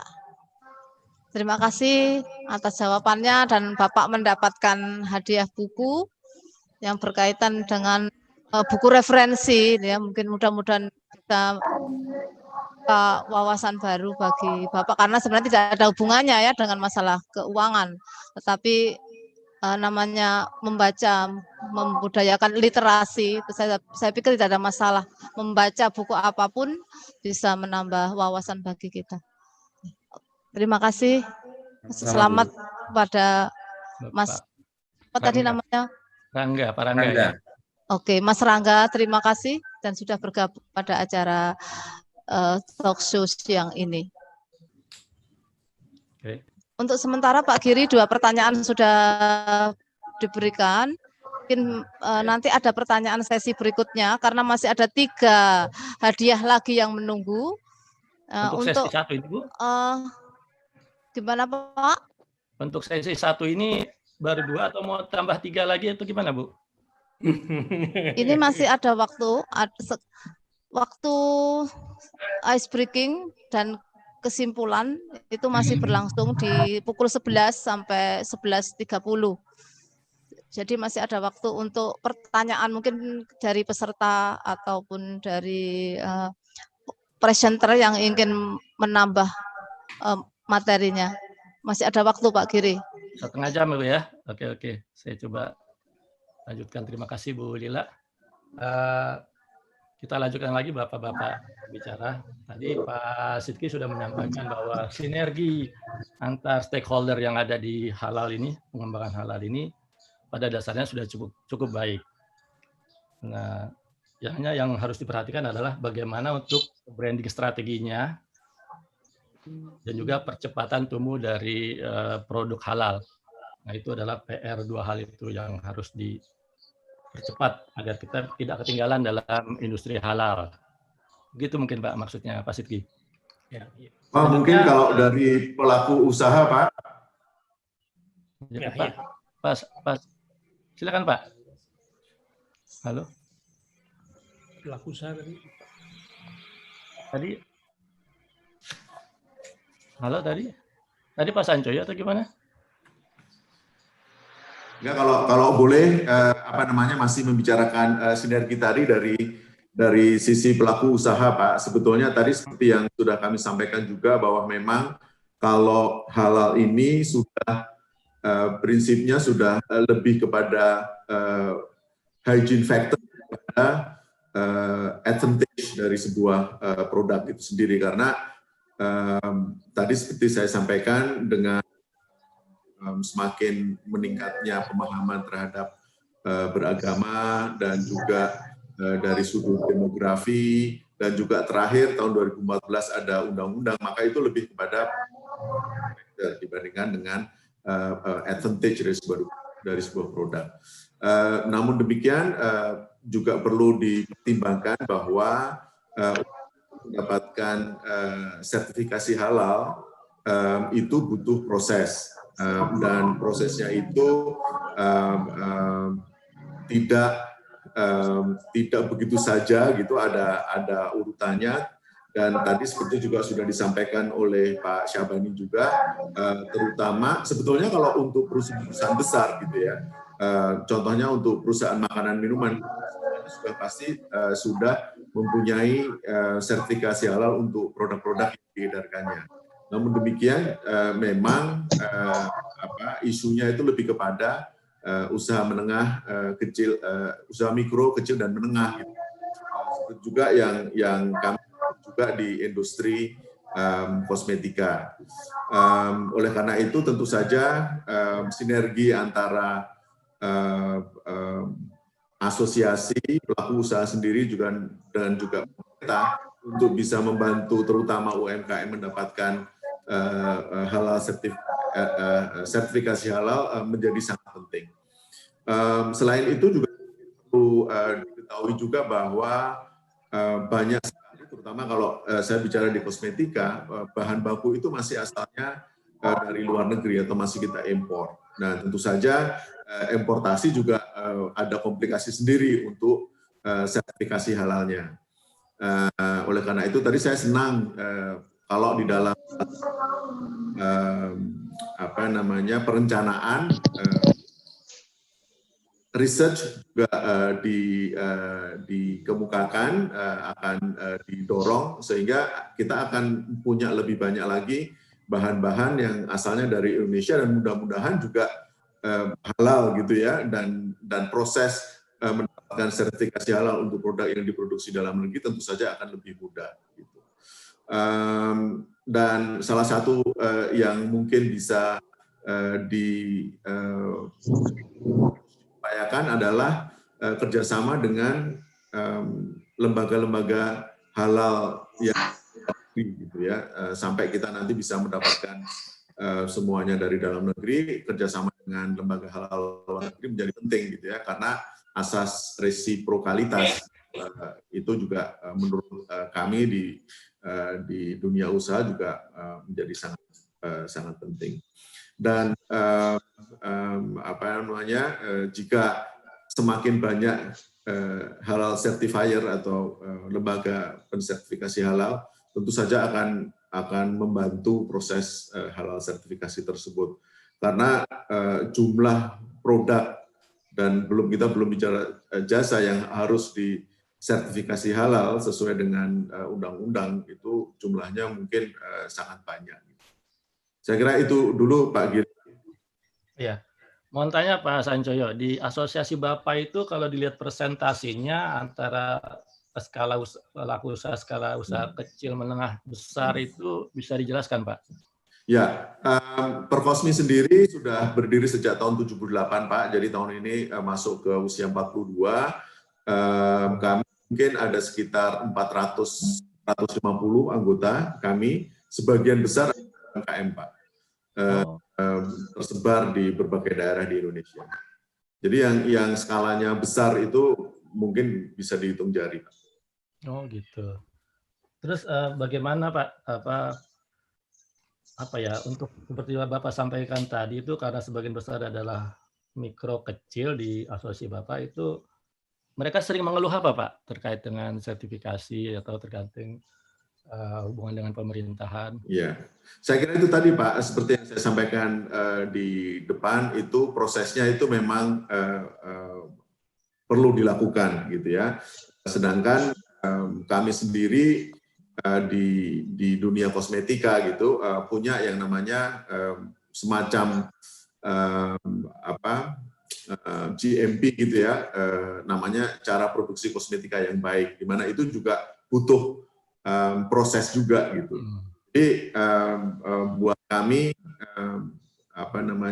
additional proses itu juga pasti memerlukan additional resources untuk melakukannya, Pak. Bukan tidak mungkin dilakukan, tetapi memang butuh proses, waktu, sumber daya, dan juga kerjasama dari semua pihak. Selama ini sih kami bekerja sama dengan BPJPH sendiri, terutama terhadap elemen-elemen bahan bakunya dan juga beberapa nanti di prosesnya juga gitu. Oke, terima kasih Pak. Jadi salah satunya saya dengar tadi adalah memperbanyak lembaga halal, Pak ya? Salah satunya barangkali seperti itu Pak, karena saat ini kan baru ada LPPOM MUI, di mana selama ini kami sudah punya kerjasama yang baik juga ya, industri dengan MUI. Tapi jika bisa ditambah tentunya akan lebih baik lagi. Harapan Bapak Pak terhadap pemerintah Pak, selain memperbanyak lembaga pemeriksa halal tadi Pak, apalagi Pak? Apakah terkait regulasi misalkan atau terkait pembinaan SDM, perlu nggak peran pemerintah lebih involved lagi di situ? Saya kira kalau pembinaan tentu saja kami sambut baik Pak, dan juga tadi mungkin Pak Syabani juga sudah sampaikan yang sebetulnya masih kita tunggu adalah tarifnya Pak, tarif sertifikasi halal itu Pak. Barangkali buat teman-teman yang di industri kecil dan menengah akan sangat membantu jika lebih diperhatikan juga. Ya. Ya, terima kasih Pak. Mengenai masalah tarif saya coba jawab. Jadi sebetulnya Mas, nanti akan ada sesi kedua membahas tentang sertifikasi, mungkin akan lebih diperdalam lagi jawabannya mungkin di situ. Oke. Kira-kira gitu. Mungkin sekarang kita buka termin untuk pertanyaan dari audiens. Silakan Bu Lila. Pak Giri, masih ada 3 buku lagi ini. Oh, jadi ini lagi? buku yang ketiga itu terkait dengan kiai dan santri dalam perang kemerdekaan. Mungkin ini buku yang umum, bersifat umum. Silakan Pak Giri mungkin bisa memberikan pertanyaannya. Saya pikir kita berikan saja kepada pembicara satu-satu nih untuk memberi pertanyaan nih, biar adil ya. Pertama mungkin silakan Pak Sidki, mungkin punya pertanyaan mungkin? Ya, pertanyaan yang mudah saja. Ya, yang mudah saja Pak. KNEKS itu kepanjangan dari apa? Itu saja. Nah, silakan. KNEKS itu kepanjangan dari apa? Bukan KNKS Pak ya? KNEKS. Sudah berubah, KNKS sudah berubah menjadi KNEKS sejak Februari tahun ini. Berarti yang barunya Pak. Silakan ayo. Saya sudah sebut tadi sebenarnya. kalau dengarkan mestinya tahu.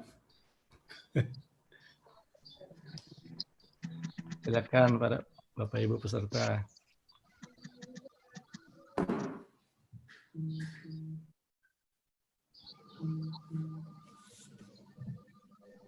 Ya, silakan. Ibu Astria. Oke, benar. Astria dari mana, Bu? Halo? Tidak ada suara, Bu? Dari BASF Chemical Company. Chemical Company. Silakan Bu, pertanyaannya apa Bu? Komite Nasional Ekonomi dan Keuangan Syariah. Betul. Ya, betul. Selamat Bu Astria. Selamat. Oke. Dari mana Ibu? Silakan. Dari BASF. Oke, terima kasih sudah bisa menjawab dan bukunya akan kami kirimkan sesuai dengan alamat yang nanti diberikan. Oke, Terima kasih, Ibu. sama-sama. Ya, terima kasih. Pak Giri, mungkin ini pertanyaan diberikan kepada Bapak Ibu pengajar atau Ya. mungkin yang audien ini ada yang sebagai dosen begitu, karena ini buku dari karya dosen Umaha pada saat beliau disertasinya itu dijadikan sebagai buku referensi, yaitu model efektivitas dana desa untuk menilai kinerja desa melalui pemberdayaan ekonomi. Oke. Giliran kedua sekarang Pak Saibani, silakan Pak. Iya, terima kasih. Yang sederhana aja Pak. Ya, pertanyaannya sederhana saja. Tadi yang di pertanyaan ini, kalau mendengarkan yang disampaikan Pak Giri, ya kalau yang saya sampaikan kan tadi Pak Giri ada menyampaikan satu hal, mengapa BPJPH itu menjadi BLU. Ini Pak Giri tadi yang menyampaikan. Mungkin itu saja. Barangkali ada yang ingat tadi. Saya juga menyebutkan, tapi Pak Giri menyebutkan lebih awal. Itu aja.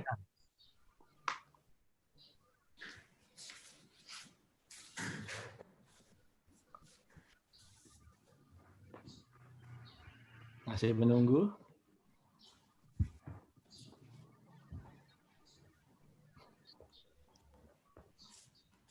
Apakah belum ada yang mengacukan tangan, Bu Lila? Halo?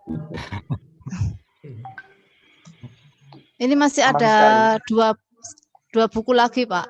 Ya. Jadi yang satu tadi dari disertasi dosen Umaha. Dan yang kedua adalah nanti tentang metodologi penelitian. Bu, udah ada yang masuk nih. Siapa dengan siapa nih, ya. Pak Syai? Halo, suaranya Pak?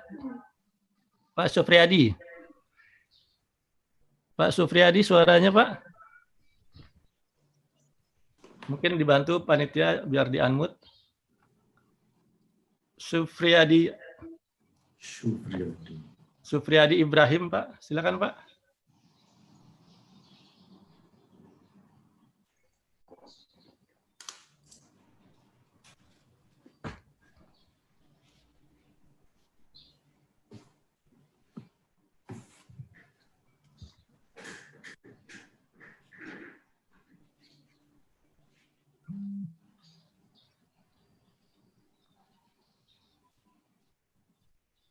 Ya, Pak.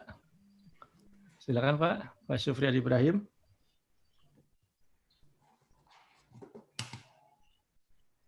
Masih belum ada suara. Halo, Pak. Halo, halo.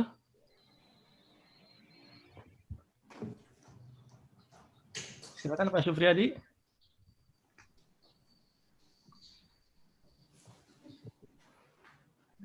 Mungkin panitia bisa membantu.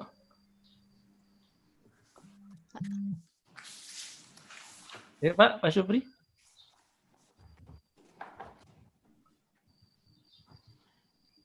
Halo, halo Pak Supri. Dengar saya? Kalau enggak ditulis di chat saja Pak, ditulis. Boleh ditulis di chat Pak. Tulis. Saya rasa di chat udah ada yang jawab ini. Udah ada yang jawab. Iya. Itu yang iPhone itu.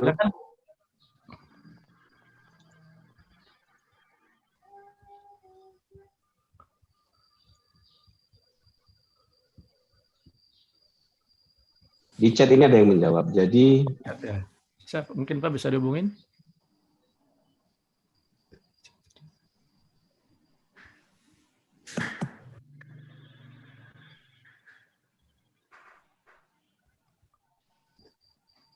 iPhone itu, Pak. Namanya iPhone itu. Namanya iPhone. Iya. Silakan Bu Lila, mungkin diputuskan. Di privately bisa. Nah, ini. Iya. Silakan Ibu. Ya, halo, silakan Ibu. Ibu siapa di mana, Bu? Ya, halo. Ya. Ya, Bu Ita dari UIN Malang, Pak. Ibu. Ibu Ita dari UIN Malang, silakan Bu jawabannya, Ya. Bu. Tujuannya untuk memberikan fleksibilitas dalam pengelolaan keuangan. Gimana, Pak Saibani? Ya, sebetulnya ada dua jawaban ya. Yang pertama, karena di state di dalam Undang-Undang Nomor 33, tadi Pak Giri yang menyampaikan, kemudian saya lengkapi dengan perlunya fleksibilitas sebagai lembaga negara. Saya rasa jawabannya benar. Oke, selamat Bu Ita dari UIN Malang atas jawabannya. Silakan Bu Lila lanjutkan. Terima kasih Bu dari UIN Malang akan mendapatkan buku model efektivitas dana desa. Ditunggu ya Bu kedatangan bukunya. Terima kasih. Terima kasih. Selanjutnya Pak Giri, sebelum ditutup acara ini masih ada satu lagi. Ini buku dari Pak Dr. Ahmad Fatoni Rozi. Ini buku Nahdlatul Ulama, Penegak Panji Ahlu Sunnah wal Jamaah. Ya, untuk yang ketiga ini. Pertanyaannya dari panitia. Oh, dari panitia, silakan. Singkat aja Pak Giri pertanyaannya dan rekan-rekan yang masih bergabung di acara ini. Apa yang Bapak Ibu ketahui tentang singkatan ADRI? Karena acara ini sponsorship dari Umaha, ADRI, Kemenak, dan BPJPH. Jadi apa singkatan dari ADRI? Itu saja Pak Giri. Ya, silakan aja langsung dijawab. Bapak Ibu peserta.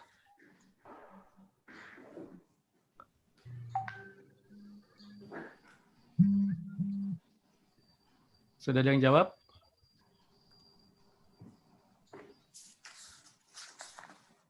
Iya. Silakan. Saya Anissa dari PT Kanmu. Jawabannya adalah ahli dosen Republik Indonesia. Ulangi lagi Bu, minta tolong. Diulangi lagi Bu. Jawabannya ahli dosen Republik Indonesia. Masih kurang tepat Pak Giri.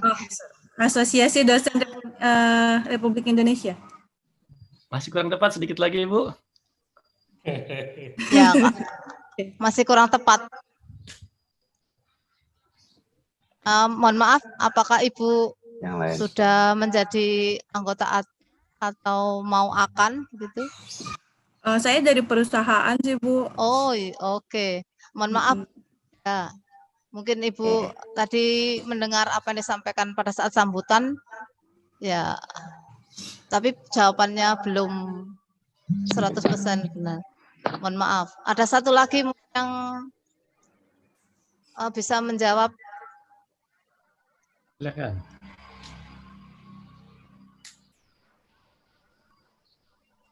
Ini terlihat ada Ibu Anissa Susanti.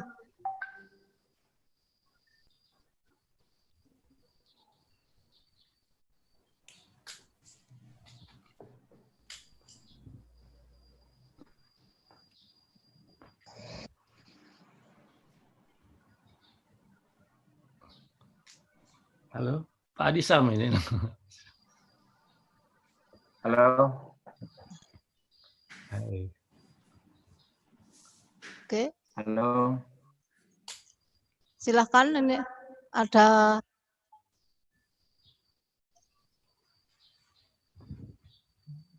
Halo.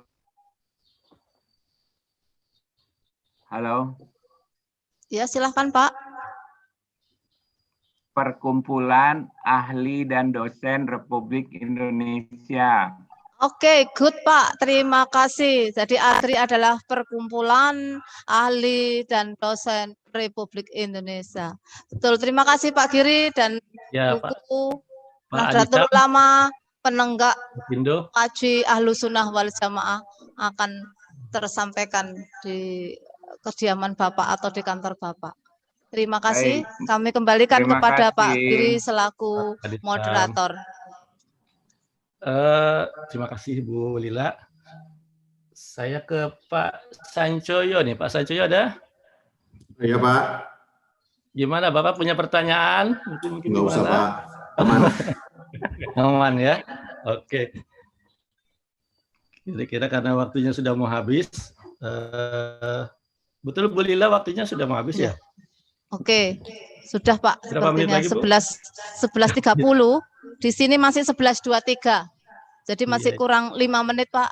5 Mungkin menit lagi diberikan ya. conclusion-nya aja. Oke, sebelum ditutup, mungkin ada dari Bapak-Bapak pembicara yang ingin menyampaikan hal-hal yang belum tersampaikan mengenai sinergi pemangku kepentingan ini. Pak Sidki. Ya. Singkat saja Pak, singkat. Mungkin satu hal yang perlu diperhatikan dalam sinergi ini, harus ada dedicated team ya, tim kerja yang dedicated untuk selalu menjalankan sinergi dan kolaborasi antar stakeholders ini, dan juga gabungan ya Pak ya isinya ya. Kolaborasi ini. Jadi kemudian perwakilan dari institusi, dari stakeholders diusahakan yang kompeten dan tetap. Yang terjadi nggak jalan biasanya kalau perwakilannya yang datang itu berganti-ganti.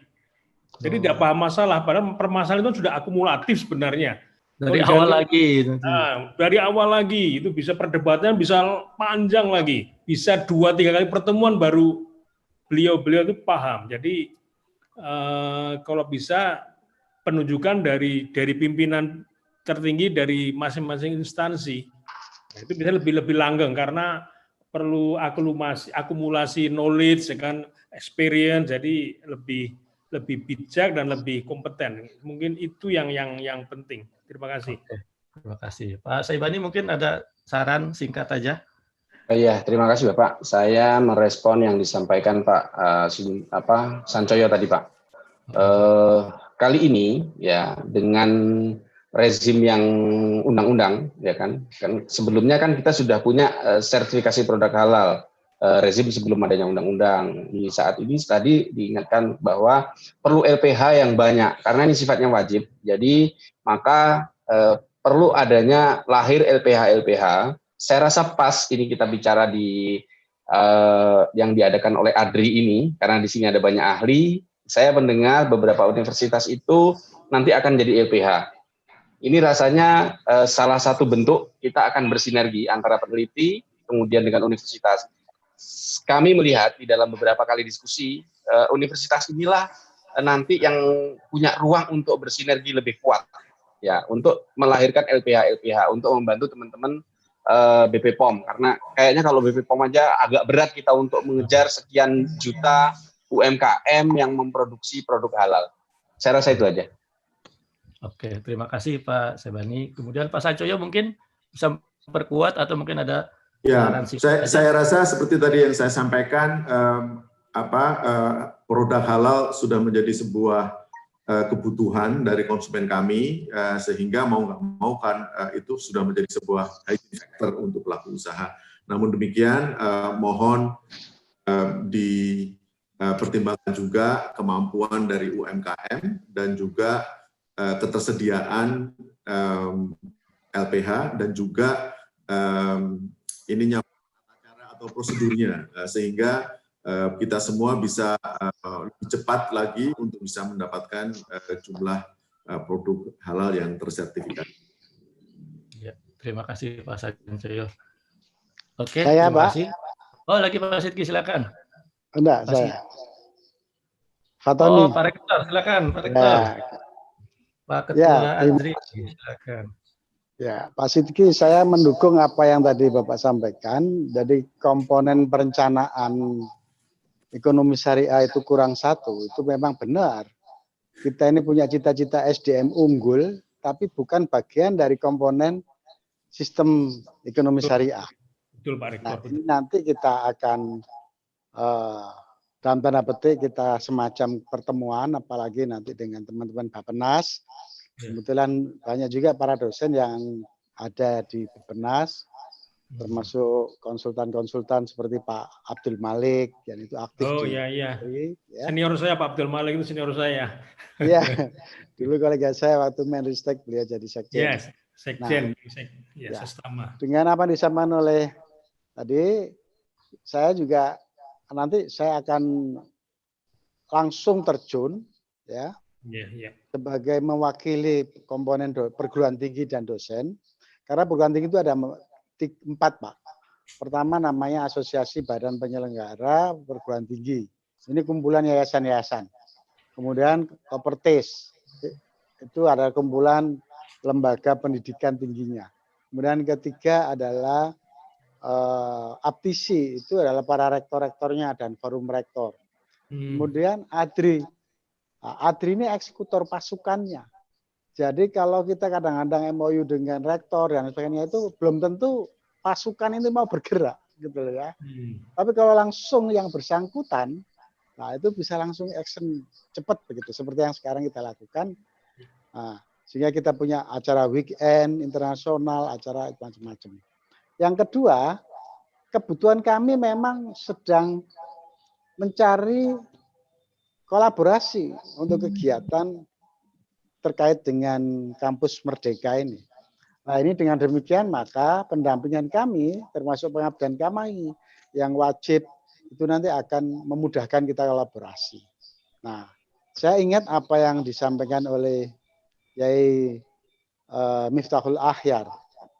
Ketika saya tanya ini soal politik sedikit ya.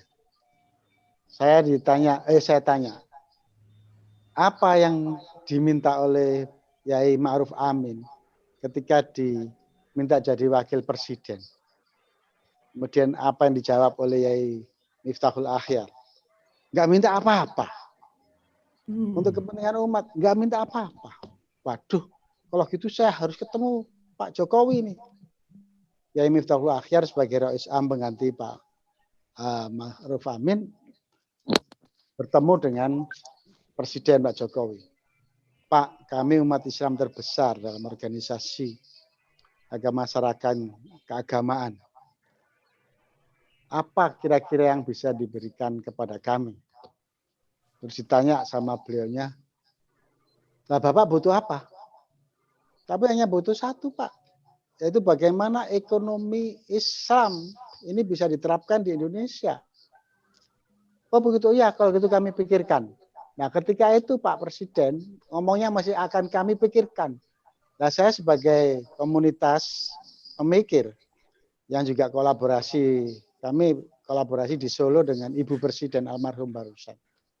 Itu juga mencoba apa ini kira-kira yang bisa tepat. Karena kami boleh besar di negeri ini, tapi nggak boleh besar dari ekonomi konvensional. Karena itu sudah hanya berapa butir kepala saja yang menguasai di negeri ini. Maka terobosannya adalah ekonomi Islam, ekonomi syariah. Alhamdulillah sudah ada undang-undangnya. Nah, cari filter penggeraknya, pendobraknya, itu tidak ada. Nah, sekarang alhamdulillah ada undang-undang jaminan produk halal. Itulah saya pikir motivasi kita. Saya juga akan ngajak teman-teman masuk surga yang lain. Ya. Teman-teman yang lain masuk surga, ayo mau masuk surga nggak? Ayo kita kembangkan ekonomi syariah di sini dengan menyatakan bahwa tidak semua produk itu halal. Yang halal adalah yang sudah melalui LPH, yang sudah melalui BPJPH. Nah, ini gerakan-gerakan yang mungkin nanti akan kita bisa lakukan. Terima kasih Pak Sidki, Pak Penas, nanti kita bisa kolaborasi, dan Pak Sebani dan Pak Hartono. Kita akan tindak lanjuti konkret. Kalau bisa setelah Lebaran kita nanti halal bihalal online, ya Pak Giri. Habis Lebaran kita halal bihalal online sambil ngobrol-ngobrol apa. Ada yang bisa ditanda lanjuti kapan kita kumpul. Nah, programnya apa lah nanti akan saya kerahkan. Bahkan kami akan menginisiasi untuk melakukan mengundang seluruh LPM, apa itu LPPM, lembaga pengembangan dan pengabdian masyarakat, serta seluruh unit pusat kajian halal yang ada di perguruan tinggi. Jadi nanti kami akan kolaborasi dengan Kemendikbud supaya ada filenya, ada datanya, sehingga kita bisa konkret apa yang disampaikan oleh Pak Jidni tadi, yaitu seperti UMAHA sudah ada pusat kajian halal yang dipimpin Dr. Husnul. Nah itu nanti akan bisa ditindaklanjuti langsung. Itu saja komentar dari saya. Terima kasih. Ya, assalamualaikum. Salam, terima kasih Pak Rektor. Selanjutnya saya minta maaf nih karena masih banyak ternyata pertanyaan yang ada di chat ya. Saya coba lihat, mungkin nanti minta tolong panitia untuk merekap pertanyaan yang ada di chat untuk dijawab sesuai siapa yang ditanya nanti. Jadi sekali lagi kami mohon maaf dengan Bapak Ibu peserta yang menulis pertanyaan melalui chat. Insya Allah nanti akan dijawab oleh kita sesuai dengan pertanyaannya dan ditujukan kepada siapa pertanyaannya itu. Mohon kesabarannya, mungkin teknisnya nanti akan diatur oleh panitia. Selanjutnya, kesimpulannya sebetulnya sangat banyak di semuanya, ini sangat penting ya, terutama untuk masalah sinergi ini kita harus memperkuat lagi apa yang disampaikan oleh Pak Sidki bahwa ternyata sinergi itu memang dalam bentuk realnya sudah banyak. Hanya mungkin personalnya itu yang tidak tetap, andaikan kompeten ganti-ganti. Nah, itu menyulitkan untuk mengambil keputusan nantinya. Itu mungkin faktornya. Selanjutnya, apa yang disampaikan tadi sama Pak Sancoyo yang diperkuat oleh Pak Syaibani bahwa harus memperbanyak LPH juga ini mungkin membutuhkan kerja yang ekstra keras ya, karena saat ini memang baru satu. Sebetulnya ada satu LPH, cuman selain LPH POMUI, yaitu Sukopindo ya. Mungkin Pak Adisam yang bisa menjawab. Tapi memang harus banyak. Memang itu ada PR buat kita untuk bisa menyelesaikan itu. Tambah lagi dari Pak Sancoyo mengharapkan bahwa masih banyak produk-produk yang memiliki bahan baku yang dari luar. Itu juga perlu kolaborasi dari kita. Bagaimana bisa menyediakan bahan-bahan yang dari internal. Mungkin bahkan bisa sampai 80-90% bahan baku itu dari luar. Itu tantangan buat kita industri halal. Selanjutnya adalah di kesimpulan ini adalah perlu yang seperti yang disampaikan oleh Pak Rektor adalah perlu tindak lanjut karena ini baru awalan. Banyak sekali yang bisa kita kerjakan nanti. Mungkin akan ada bincang-bincang atau omong-omongan setelah ini yang akan menentukan tindak lanjut apa yang strategis yang bisa kita lakukan. Demikian mungkin kesimpulan yang bisa kami sampaikan. Mohon maaf kalau ada kesalahan. Dengan ini kami akhiri sesi 1. Mohon maaf dengan kesalahan. Terima kasih semuanya. Assalamualaikum warahmatullahi wabarakatuh. Selanjutnya kami kembalikan ke panitia. Terima kasih. Terima kasih. Waalaikumsalam warahmatullahi wabarakatuh. Baik, Bapak Ibu peserta talk show sesi yang pertama, berakhir sudah acara siang hari ini, talk show yang sangat menarik untuk kita semua. Dan nanti di sesi yang kedua pada pukul 13.30 dan berakhir pada 15.30, mohon yang masih ada waktu untuk bisa bergabung di sesi yang kedua. Dengan berakhirnya acara sesi yang pertama ini, kami mengucapkan terima kasih yang sebesar-besarnya kepada para presenter, moderator, dan para audien yang tetap setia bersama acara akademik Business and Government Gathering on Halal. Saya selaku pembawa acara pada sesi yang pertama, mohon maaf apabila ada kekurangan. Akhirul kalam, billahi taufiq wal hidayah. Assalamualaikum warahmatullahi wabarakatuh. Waalaikumsalam warahmatullahi wabarakatuh. Terima kasih Bapak-Bapak pencara. Terima kasih, mohon izin Pak Giri. Ya, silakan Pak. Mohon izin Pak Giri. Terima kasih Pak Giri. Masih ada PR buat kita. Sampai besok. Tetap semangat buat